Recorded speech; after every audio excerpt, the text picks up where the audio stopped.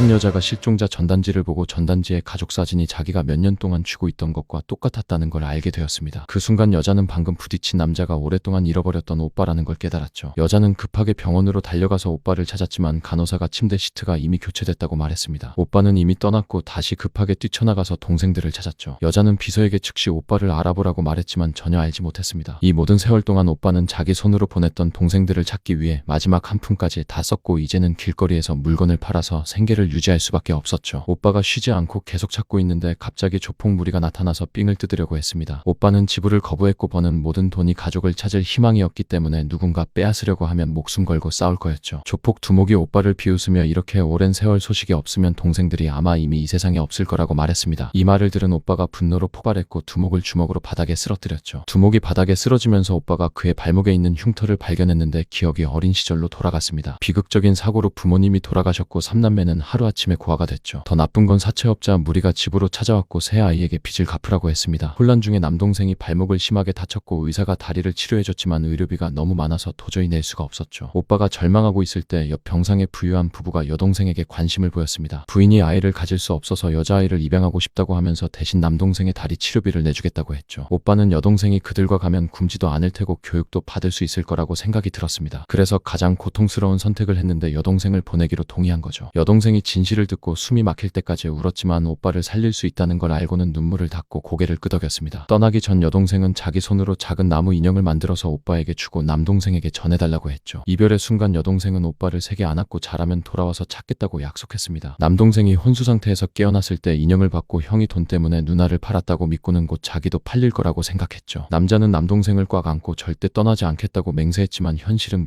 무자비했습니다. 폭설과 함께 겨울이 왔고 둘은 얼고 굶주렸는데 남자조차 간신히 살아남았고 아픈 동생을 먹일 수는 없었죠. 추위로 죽기 직전 친절한 부부가 그들을 발견해서 집으로 데려갔습니다. 부부가 남동생을 입양하고 싶다고 말했을 때 형은 아이처럼 울었고 방금 절대 동생을 버리지 않겠다고 약속했었죠. 형은 동생을 데리고 떠나려고 했지만 남동생은 고열이 나서 서 있을 수조차 없었습니다. 오랜 내적 갈등 끝에 형은 인생에서 가장 어려운 선택을 또 했고 동생을 안전한 곳에 남겨뒀죠. 떠나면서 남동생이 울었고 형은 떠나지 않겠다고 약속했다고 말했습니다. 동생을 보며 형은 넌 짐이 된다고 차갑게 말하고는 뒤도 돌아보지 않고 눈 속으로 걸어갔죠. 그렇게 15년이 지났고 남자는 더 이상 예전의 형이 아니었습니다. 얼굴은 고생으로 가득했고 곳곳을 다니며 동생들을 찾았지만 남자는 말기 위암 상태로 약으로 버티고 있었죠. 하지만 남자는 여동생이 1조 원에 회장됐다는 걸 몰랐습니다. 여동생은 매일 옛날 가족 사진을 보며 울었고 곳곳을 찾았지만 오빠들의 흔적을 전혀 찾지 못했죠. 어느 날 비서가 실수로 길거리에서 전단지를 나눠주는